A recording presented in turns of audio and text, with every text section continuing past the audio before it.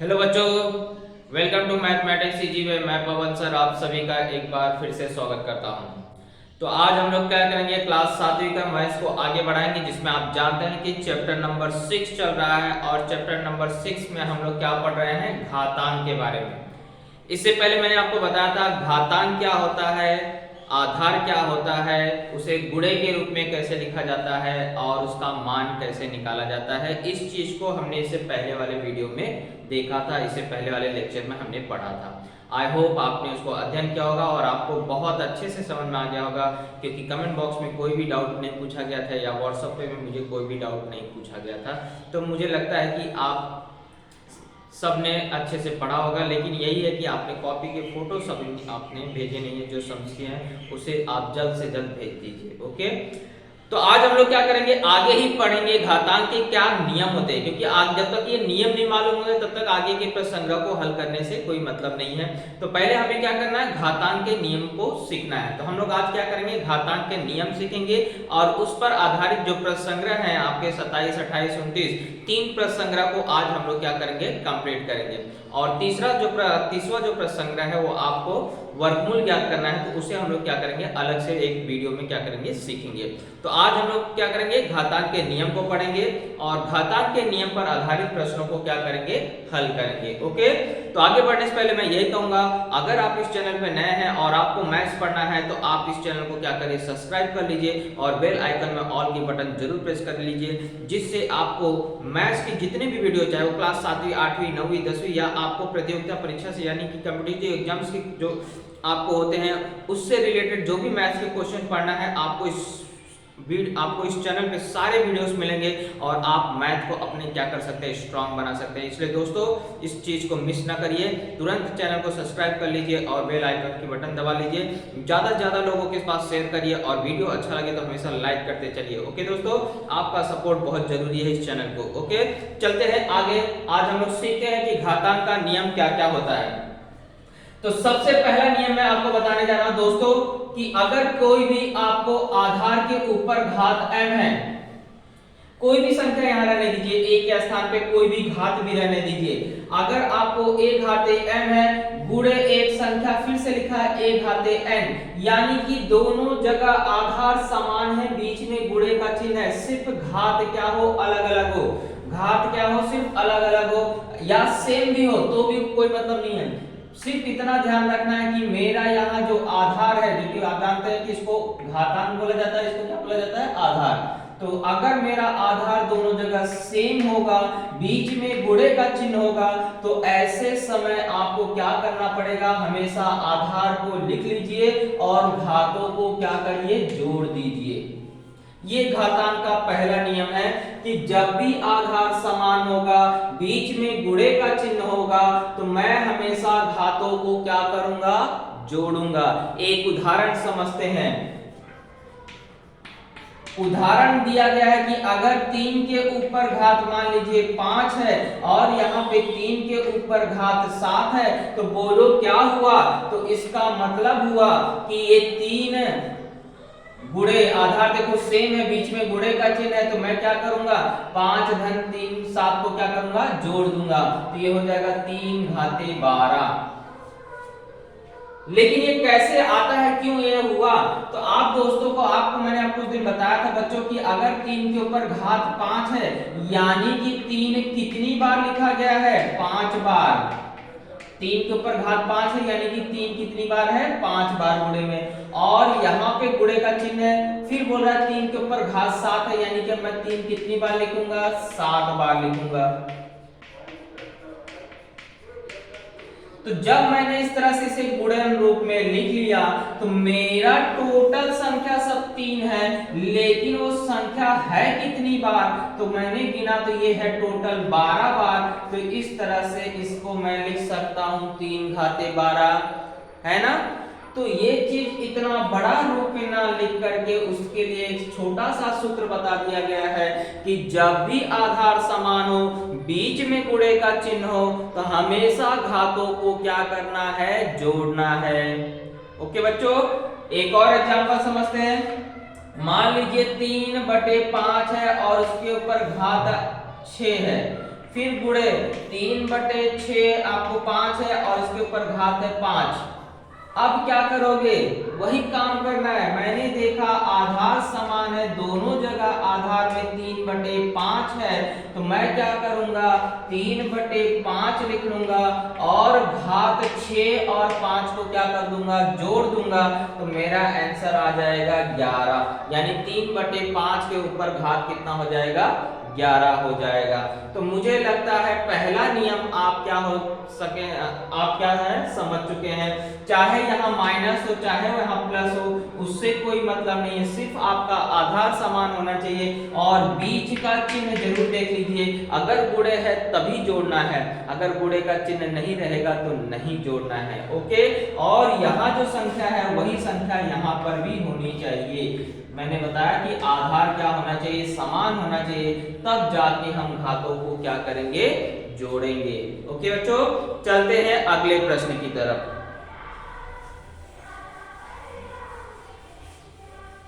ये हमारा घातांक का पहला नियम था, इस पर आपको आधारित एक पूरा प्रसंग्रह है और इसके बाद हम लोग को दूसरा नियम पढ़ना है, तीसरा नियम पढ़ना है। तो मैं सारे नियम को एक साथ पढ़ा दे रहा हूं, इसके बाद प्रसंग्रह को मैं हल कराऊंगा। तो दूसरा नियम बोलता है कि अगर वही घटना घट जाए लेकिन गुणे की जगह आपको भाग का चिन्ह आ जाए, सिर्फ अंतर क्या हो, घात समान हो और आधार समान हो और घात अलग अलग रहने दे, उससे कोई मतलब नहीं है। लेकिन अगर गुणे की जगह भाग का चिन्ह हुआ तो क्या करेंगे सर, तो कुछ नहीं करना है कि बच्चों आपको आधार लिख देना है, वहां घात को जोड़ रहे थे, यहाँ पे घात को क्या करेंगे, घटाएंगे, क्योंकि आपको संख्या क्या होती जाएगी, कम होती जाएगी। जैसे अगर मैं बोलूं कि 4 के ऊपर घात 5 है, गुणे 4 के ऊपर घात बीच में भाग का चिन्ह है, भाग 4 घाते 2 है, तो बताइए इसका उत्तर क्या होगा। तो मैं देख रहा हूं आधार समान है, बीच में भाग का चिन्ह है, तो मैं घात को क्या करूंगा, घटा दूंगा। तो मैं 4 लिखा और 5 में से 2 घटाया तो उत्तर कितना आ गया, 3। ओके, ये कैसे आया उसको भी देख लेते हैं। 4 घाते 5 यानी मतलब आप जानते हैं गुणन रूप में उसको 4 को मैं कितनी बार लिखूंगा, 5 बार, है ना। घात जितनी बार रहता है उतनी बार उसको लिखते हैं, और किसको लिखते हैं, जो नीचे संख्या रहेगी। तो 4 नीचे है तो 4 को मैंने लिखा, कितनी बार लिखा, 5 बार। अब भाग का चिन्ह मतलब बटे में 4 यहाँ 2 बार है, तो 4 में यहाँ 2 बार लिखा, तो 4 2 बार क्या हो गया, कट गया तो बचा कितना, 1 2 3, 4 बच रहा है कितनी बार, 3 बार। तो इस तरह से आपका आंसर आता है।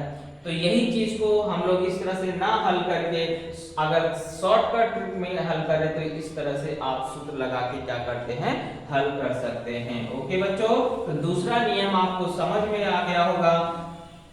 एक चीज का यहाँ और एक विशेष ध्यान रखना है बच्चों कि अगर ये m जो है ये छोटा हुआ और ये बड़ा हुआ तो उत्तर हमेशा यहाँ माइनस में आएगा। इस चीज को ध्यान रखना हमेशा। जैसे मान लीजिए यहाँ घात 2 है और यहाँ घात 3 है, तो ये वाला घात बड़ा हो गया, अगर n बड़ा हुआ तो घात माइनस में आएगा, और अगर m बड़ा हुआ तो घात किस में आएगा, प्लस में आएगा। इस चीज को आपको क्या करना है, ध्यान में रखना है। ओके, चलते हैं तीसरे नियम की तरफ। घातांक का तीसरा नियम। तो बच्चों बताइए घातांक का तीसरा नियम क्या बोलता है। ये बोलता है कि अगर किसी के ऊपर भी घात 0 है, कोई भी संख्या रहने दीजिए, अगर उसके ऊपर घात 0 है तो उसका मान हमेशा 1 होगा, चाहे वह 15 के ऊपर ही घात क्यों ना 0 हो। अगर 15 के ऊपर घात 0 है तो भी 1 होगा, 80 है या 18 है, 18 के ऊपर घात 0 है तो भी 1 होगा, 1000 है और उसके ऊपर घात 0 है तो भी उसका मान क्या होगा, 1 ही होगा, और 3/5 है और उसके ऊपर घात 0 है तो भी उसका मान कितना होगा, 1 ही होगा। यानी कहने का मतलब है कोई भी संख्या रहने दीजिए और अगर उसके ऊपर घात कितना होगा, 0 होगा, तो उसका मान हमेशा क्या होगा, 1 होगा। ये हुआ हमारा घातांक का तीसरा नियम। अगला नियम पढ़ते हैं कि अगर किसी के ऊपर घात 1 हुआ तो उसका मान क्या होगा, वही होगा। जैसे मैं बोलूं 5 के ऊपर घात 1 यानी कि 5 होगा, 6 के ऊपर घात 1 यानी कि 6 होगा, 3/7 के ऊपर घात 1 यानी 3/7 ही होगा। यानी किसी के ऊपर घात अगर 1 रहेगा तो वही संख्या क्या होगा, उसका मान होगा। ओके, चलते हैं अगले नियम पे, फटाफट सारे नियम को समझ लेते हैं। अगला नियम ये बोलता है कि अगर किसी के ऊपर घात माइनस में है तो उसे 1 के नीचे ले जाओगे तो घात किस में हो जाएगा, प्लस में हो जाएगा। क्या करना पड़ेगा, बटे के नीचे ले जाना पड़ेगा। लेकिन अगर बटे वाली संख्या माइनस में है, इस चीज को ध्यान देना है। अगर मैं बोलूं a/b है और उसके ऊपर घात -m है तो कुछ नहीं दोस्त, इसको ऊपर नीचे कर दीजिए, घात अपने आप क्या हो जाएगा, प्लस में हो जाएगा। अगर a/b के ऊपर घात -m है तो b/a के ऊपर घात क्या हो जाएगा, प्लस में हो जाएगा। सिर्फ उसको क्या करना है, उल्टा कर देना है। इसके नीचे भी आपको दोस्तों कोई संख्या नहीं थी, मतलब 1 है, इसका मतलब मैंने जैसे ऊपर नीचे किया तो घात क्या हो गया, प्लस में हो गया। अब बोलोगे यहाँ पे तो पूरे घात के ऊपर लिखा था, पूरे पे भी लिख लीजिए, लेकिन 1 के ऊपर कोई भी घात रहने दीजिए, उसका मान क्या होता है, हमेशा 1 ही होता है, इसलिए हम लोग इसको इस रूप में लिखते हैं। ओके, इसको मैं 1/a और घात m भी लिख सकता हूँ, कोई भी फर्क नहीं पड़ेगा। ओके, तो ये हुआ हमारे कुछ और नियम। अब इसके उदाहरण अगर आप देखना चाहते हैं तो उदाहरण देख लीजिए। जैसे मैंने बोला कि अगर 6 के ऊपर घात -5 है तो इसका मतलब मैं बोल सकता हूं कि 1/6 के ऊपर घात +5। ऐसा घात लिखने के लिए थोड़ा सा जगह छोड़िएगा बच्चों, नहीं तो आप लाइन में मिक्स मत करिएगा। ऐसा लिख सकते हैं, अगर मान लीजिए 3/7 है और इसके ऊपर घात -4 है तो मैं बोल सकता हूँ 7/3 के ऊपर घात क्या हो जाएगा, +4 हो जाएगा।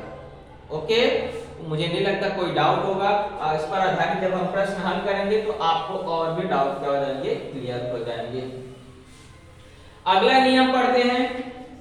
अगला नियम ये बोलता है कि मान लीजिए आपको कोई दो संख्या है, कोई दो संख्या है और उसके ऊपर घात m है, बटे के रूप में कोई दो संख्या है, तो इसका मतलब अभी मैंने बताया कि अगर a/b के ऊपर घात m है तो इसका मतलब हुआ कि a के ऊपर भी घात m है और b के ऊपर भी घात m है। ओके,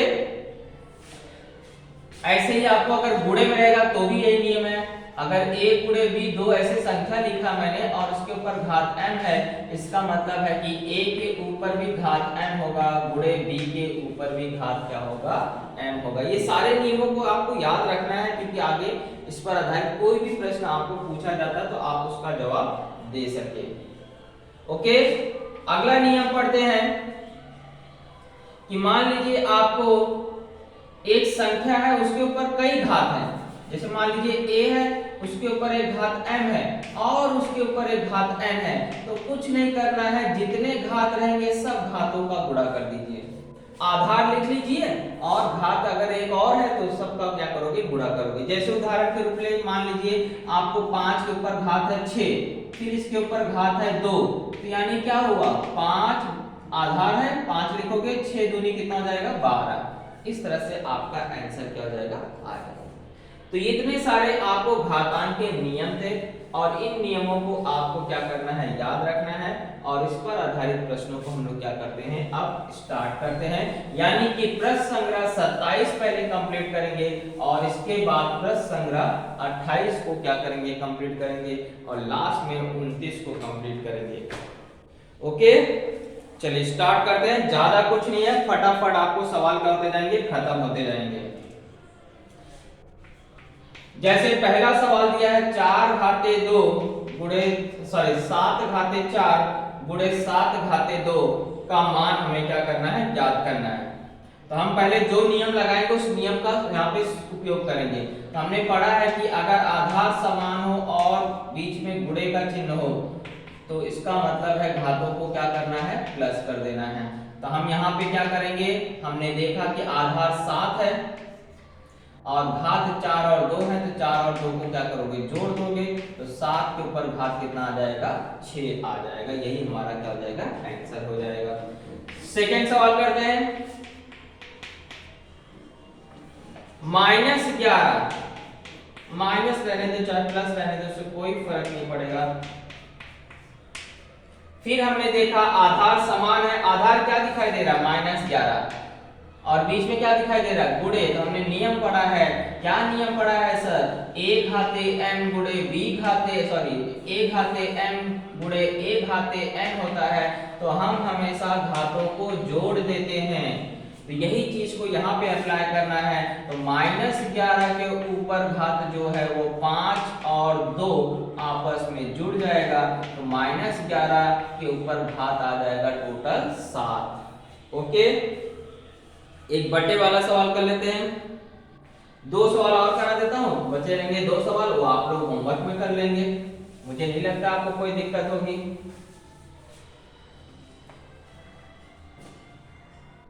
चलिए बटे वाला सवाल देखते हैं।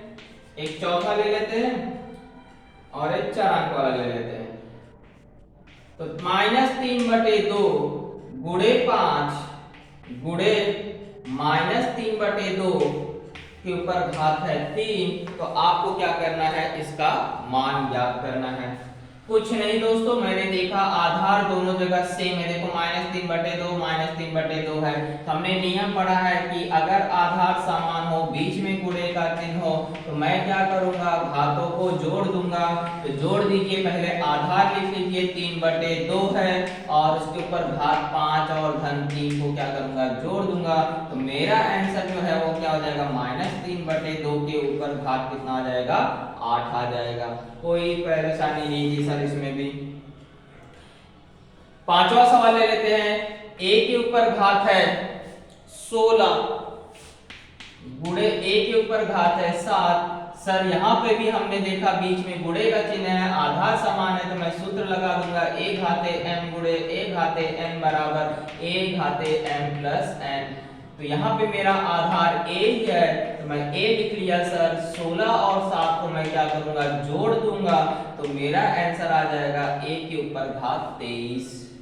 कोई दिक्कत नहीं था सर, हमारा प्रश्न संग्रह कंप्लीट हो जाएगा, आप टेंशन मत लीजिए, ऐसा सबका जवाब होना चाहिए। ओके, चलिए ये हुआ हमारा प्रश्न संग्रह 27 के। मैंने क्या किए, 4 सवाल कर दिए हैं, 2 सवाल आपके लिए होमवर्क में दे दिया है, और मुझे आशा है कि आप सब इन सभी सवालों को क्या कर देंगे, पूरा कर देंगे। तो हम लोग बढ़ते हैं प्रश्न संग्रह 28 की तरफ। ओके, चलिए प्रश्न संग्रह 28 में क्या देखते हैं, क्या क्या सवाल हमें पूछा गया है, उसको भी हम लोग क्या करते हैं, देख लेते हैं।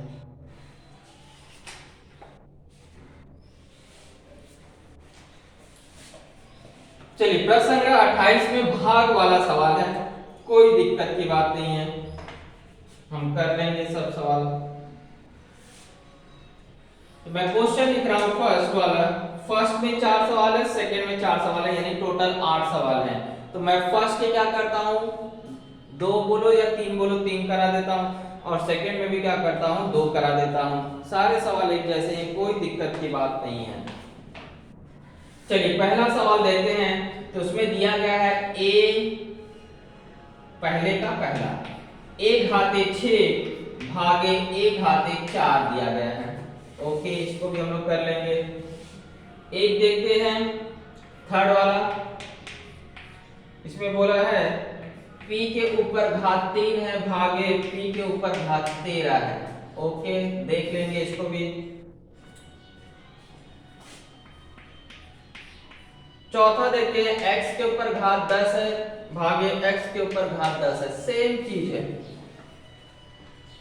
तो ये पहले के 3 सवाल हमने सिलेक्ट किए हैं, इन्हीं को हम लोग क्या करेंगे, सॉल्व करेंगे। तो सब जगह देख रहे हैं भाग वाला, तो भाग वाला नियम यहाँ पे अप्लाई कर देना। भाग वाला नियम क्या बोलता है कि अगर सर आपने बताया था कि a के ऊपर घात m रहेगा भागे a का घात n रहेगा, तो आधार लिखूंगा मैं और घात को क्या करूंगा, घटा दूंगा। बीच में भाग आएगा तो मैं घात को घटाऊंगा, ऐसा आपको मैंने बताया है। चलिए वही काम करते हैं हम लोग। तो मैं क्या लिखूंगा, आधार a है, ओके, ए लिख लिया। घात 6 माइनस क्या कर दूंगा 4, तो आपको आ जाएगा 6 में से 4 गया तो 2, यही हमारा क्या हो जाएगा आंसर हो जाएगा। कोई दिक्कत ही नहीं था। यहां पे भी देख रहा हूं सर आधार समान है, बीच में भाग का चिन्ह है, फिर से वही सूत्र लगाऊंगा सर मैं, आपने बताया है हमें, तो हम घातों को क्या करेंगे घटा देंगे, यही नियम हमने पढ़ा है। तो चलिए अप्लाई कर दीजिए यहाँ पे सिर्फ आपको आधार क्या लिखा है p, तो मैं क्या लिखूंगा इसको p लिख दूंगा, घात में 3 माइनस 13, लेकिन यहाँ एक चीज आप देख रहे हैं, ये छोटा है और ये क्या है बड़ा है, तो मैंने आपको बताया था अगर n बड़ा हुआ तो उत्तर किस में आएगा माइनस में, तो 13 में से 3 गया क्या होगा 10 और माइनस 10। मैंने आपको हमेशा बताया है जोड़ो चाहे घटाओ बड़ी संख्या के आगे का चिन्ह लगाओ, ये नियम हमेशा याद रखो। समान चिन्ह होगा तो जोड़ेंगे, असमान चिन्ह होगा तो घटाएंगे, जोड़े चाहे घटाए बड़ी संख्या का चिन्ह लगाए, उस नियम के तहत सर हमने आंसर निकाल लिया है। ओके, अब इस सवाल को देख लेते हैं। यहाँ पे भी बीच में भाग का चिन्ह है, आधार समान है, तो मुझे बताया गया है कि a के ऊपर घात अगर m है, माय भागे a घाते n है, तो मैं हमेशा क्या करूंगा घात को घटा दूंगा, नियम हमने पढ़ा है। अब वही नियम हम लोग यहाँ अप्लाई कर देंगे।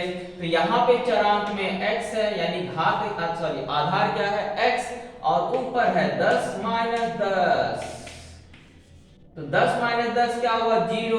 अब यहाँ एक और नियम लगता है, हमने बताया है कि किसी भी के ऊपर अगर घात 0 होगा तो उसका मान हमेशा क्या होगा 1 होगा, ये हमने नियम का यहाँ उपयोग कर रहा हूं, तो इसका मतलब है इसका मान कितना आ जाएगा 1 आ जाएगा। ओके, तो इस तरह से पहले क्वेश्चन का हमने तीनों प्रश्न कर लिया है। अब हम बढ़ते हैं सेकंड क्वेश्चन पे और उसके 3 प्रश्न क्या करते हैं या 2 प्रश्नों को सॉल्व करते हैं।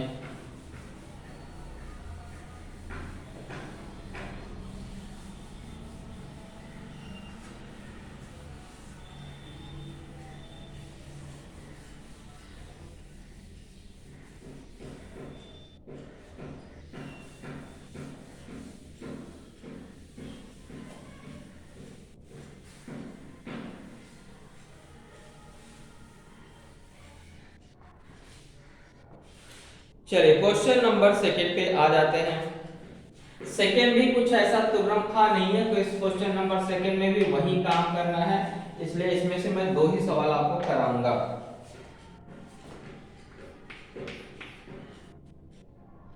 एक है -7 के ऊपर 12 घात है, भाग में -7 के ऊपर घात 12 है।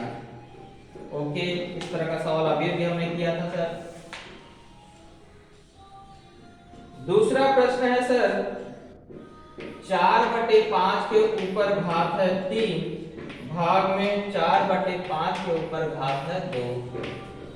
कोई दिक्कत वाली बात नहीं सर, हम लोग कर लेंगे, कर लेना ही पड़ेगा।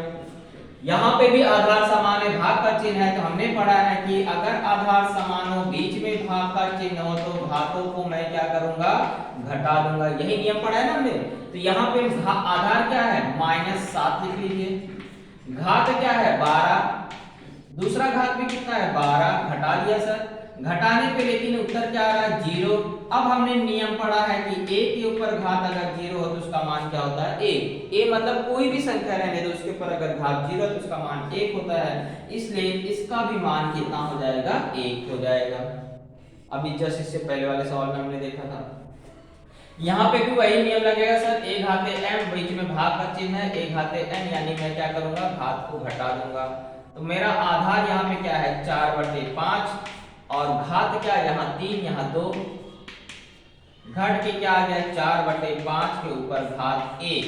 घात 1 का मैंने आपको बताया था मान वही होता है, अगर एक घात रहेगा तो 4/5 ही उसका क्या हो जाएगा आंसर हो जाएगा। तो इस तरह से हमारा प्रश्न संग्रह 28 भी क्या हो गया कंप्लीट हो गया है। और एक प्रश्न संग्रह हम लोग करते हैं तो जिससे हमारा 29 प्रश्न संग्रह भी क्या हो जाएगा कंप्लीट हो जाएगा। ओके, चलिए बढ़ते हैं अगले प्रश्न संग्रह पे।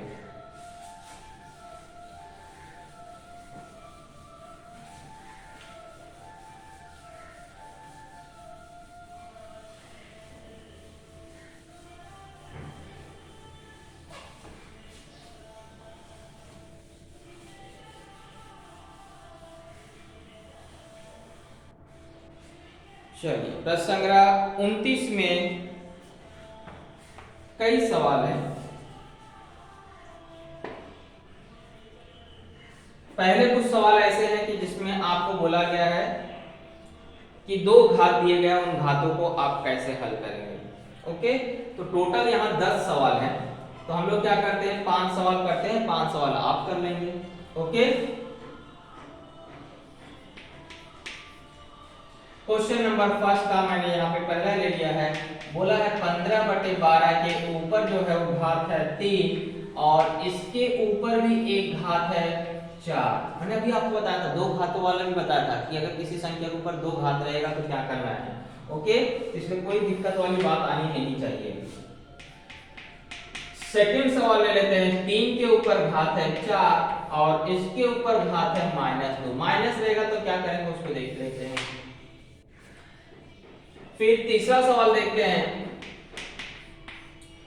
1/7 है और इसके ऊपर घात है -3 और इसके ऊपर घात है आपको 4। ओके, पहले ये 3 देख लेते, बाद में 3 और देख लेते। चलिए 6 सवाल आपको मैं पहले क्वेश्चन में करा दूंगा। सर आपने बताया था कि अगर किसी संख्या के ऊपर दो घात हो तो हमें क्या करना पड़ता है, घातों का गुणा कर देना पड़ता है। बस इतनी सी बात आपको मैंने बताया था। चलिए अप्लाई कर दीजिए। कहीं कहीं दो नियम लग जाते हैं, अगर इसलिए ध्यान से देखना है कि अगर दूसरा नियम यहाँ अप्लाई होता है कि नहीं होता है। तो फिलहाल यहाँ पे आपको घातों का गुणा करना है क्योंकि आपको यहाँ पे दो घात दिया है। तो पहले नियम को मैंने ध्यान में रखा और मैंने क्या किया, 15/12 आधार है और घात 3 गुणे में क्या करूंगा, 4 कर दूंगा। तो 15/12 के ऊपर जो घात है 3 चौक कितना गया 12, यही हमारा क्या हो गया, आंसर हो गया। हल करने के बाद एक चीज का ध्यान रखने का, क्या ये माइनस में है। अगर माइनस में रहेगा तो अलग नियम एक और आएगा, माइनस वाला नियम यहाँ अप्लाई हो जाएगा। अगर घात 0 रहेगा तो घात 0 वाला नियम अप्लाई हो जाएगा और घात 1 रहेगा तो घात 1 वाला नियम अप्लाई हो जाएगा। तो ये 3 हल करने के बाद ये नियम देख लेने का उसमें। ओके, चलिए जैसे इसमें सवाल में देखिए, 3 के ऊपर घात 4 है, उसके ऊपर घात -2 है। तो मैंने नियम पढ़ा है कि a के ऊपर घात अगर n है और उसके ऊपर एक और घात है तो मैं क्या करूंगा, हमेशा आधार लेके घातों का गुणा कर दूंगा। चलिए सर पहला नियम अप्लाई कर दीजिए। तो 3 आधार है, घात कितना है 4 गुणे -2, माइनस उसने ब्रैकेट लगा दिया। तो 3 के ऊपर घात कितना आ जाएगा, -8, -8 आ गया है। तो मैंने एक नियम और बताया है बच्चों कि अगर घात माइनस में है तो यहाँ ये भी आंसर सही है, लेकिन इसको मैं एक और तरीके से लिख सकता हूँ, 1 के बटे में ले जाऊंगा तो घात क्या हो जाएगा, प्लस में हो जाएगा। इस तरह से भी यहाँ तक भी हल करेंगे, यहाँ तक हल करेंगे, दोनों उत्तर क्या होगा, सही माना जाएगा। लेकिन अगर मैं बोलूँ सही रूप से तो ये इसका क्या है, आखिरी स्टेज है, ये इसका आखिरी स्वरूप है। यहाँ पे लास्ट स्वरूप तक आपको हमेशा जाना चाहिए। ओके, तो ये हमारा आखिरी उत्तर हुआ। ऐसे उस वाले सवाल में भी करना है, कुछ दिक्कत नहीं है। मैंने यहाँ देखा है कि दो घात है तो मैं क्या करूंगा, घात 2 वाला नियम लगा दूंगा और घातों का गुणा कर दूंगा, क्योंकि दो घात रहते तो घातों का क्या हो जाता, गुणा। तो मैंने देखा 1/7 के ऊपर घात है -3 गुणे 4, ब्रैकेट लगा दीजिए यहाँ पे माइनस में, ये हो जाएगा 1 के ऊपर घात 1/7 और घात कितना आ गया, -12। फिर से घात किस में आ रहा है, माइनस में, लेकिन यहाँ पे जो आधार है वो बटे में है, भिन्न में है। तो भिन्न में अब घात जब माइनस में रहता है तो हमें क्या करते हैं, भिन्न के ऊपर जब घात माइनस में रहता है तो भिन्न को क्या करना रहता है, सिर्फ ऊपर नीचे कर देना रहता है। तो 7 ऊपर चला जाएगा, बटे में 1 लिखा भी जाता है और नहीं भी लिखा जाता है। इसलिए हम लोग क्या करेंगे, इसको डायरेक्ट मैं बोल सकता हूँ 7 घात पे 12 आएगा। किसी ने बटे में 1 लिखा तो भी गलत नहीं है। ओके, क्योंकि जब इसको ऊपर नीचे करेंगे तो बटे में 1 आ गया और बटे में 1 लिखा नहीं जाता है। तो इस तरह से मैंने यहाँ 3 सवाल कराए। अब बाकी के 3 सवाल और कर लेते हैं तो हमारा पहला क्वेश्चन क्या हो जाएगा, कंप्लीट हो जाएगा। फिर क्वेश्चन नंबर 2 को भी कंप्लीट कर लेंगे।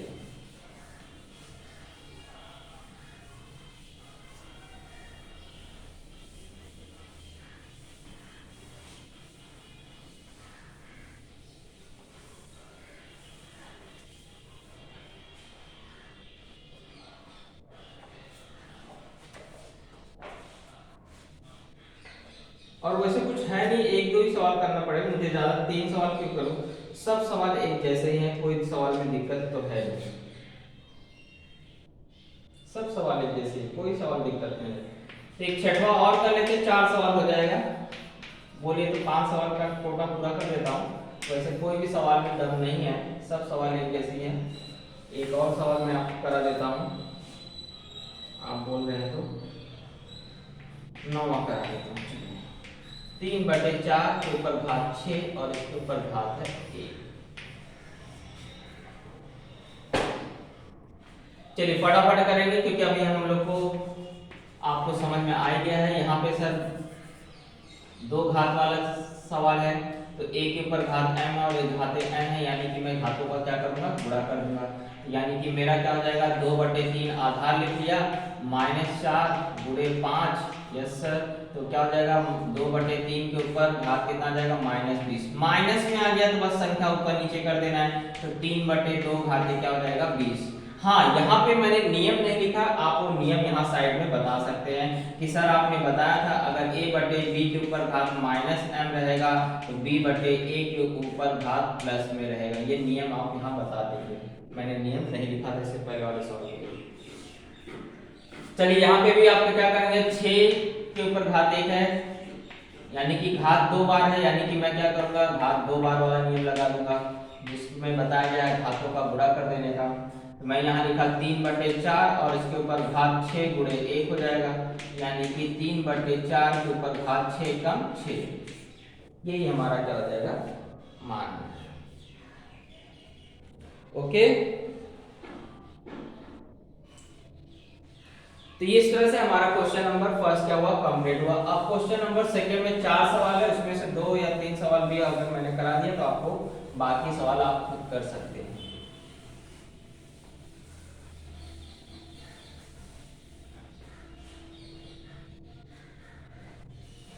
क्वेश्चन नंबर 2, क्वेश्चन नंबर 2 में मैं 2 सवाल करा देता हूं।